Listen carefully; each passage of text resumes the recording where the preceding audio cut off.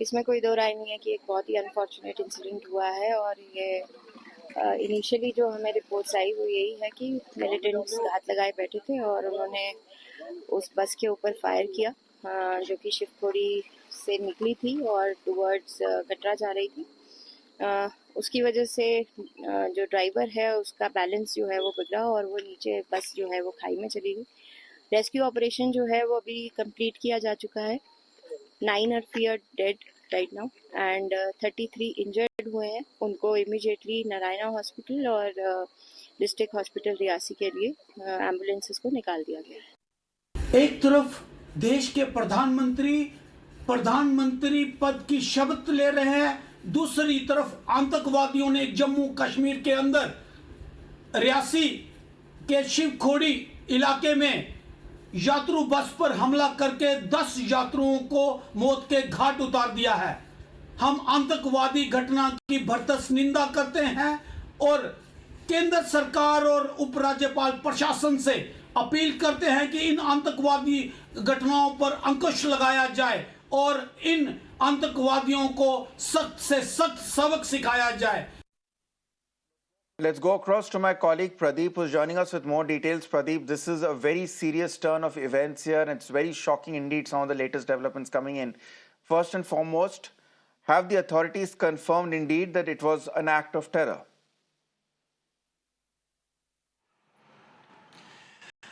Yes, you're absolutely right. This is very unfortunate and a matter of concern because just hour before the Prime Minister was about to take oath as Prime Minister for the third time. And we saw the terrorists once again made their presence felt. This time they struck in the Riasi district. The bus that was on its way from Shivkori towards Katra, that was the time when the terrorists who had laid an ambush, they opened fire on the bus. The front tire of the bus burst because of it. The driver lost control over the steering. And bus turned turtle and it plunged into a gorge because of which about 9 passengers lost their lives and 33 others were critically injured. Immediately after that, the rescue operation was launched. All senior police officials, they rushed to the spot along with the administration people, and they rescued people. They were initially brought to the Pawnee Hospital, from where they were shifted to the Riasi District Hospital, where they are undergoing treatment. Some of them who are said to be critical, they had been brought to the Narayana Hospital here in Jammu. And right now you can see that the security has been intensified. All the checking points have been properly plugged. They are trying to ensure that the terrorists responsible for this gruesome attack need to be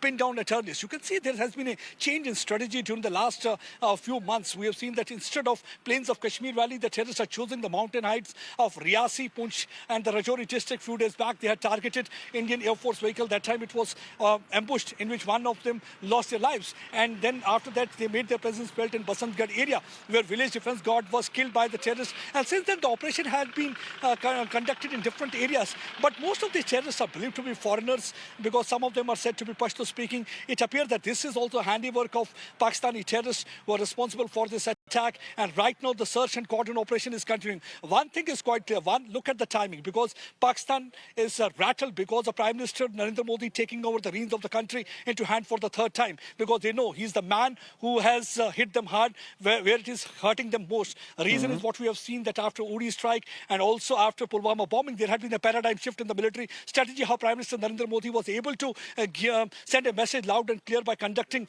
surgical strike, first and the second one. And we saw that now, this time during the Lok Sabha election also, we saw that how during election period also we saw that large number of people came out to vote. And Pakistan cannot digest peace and normalcy in the region, because always they had been trying to tell world that all is not well in Jammu and Kashmir. They had been trying to say, they had been trying to portray a very gloomy picture, always trying to build that alienation bubble that, see, Kashmiris are not in favor of democracy and they do not believe in Constitution of India. But the people of Kashmir Valley gave them a befitting reply, coming out in large number, whether it was Srinagar, where 40% polling we saw, Baramulla 60% polling, and almost touching 60. It was in Anantnag, that is considered to be half of terror-related activity. Let me show the viewers right now. You can see at every inch, you can find the security force personnel, the police personnel. They are at each and every point. They have almost, you can see, barricading has been done. They are checking each and every vehicle passing by. Meanwhile, the operation also being conducted in the Riasi Heights. side, where they are cordoned from all the sides. They are trying to pin down terrorists responsible for this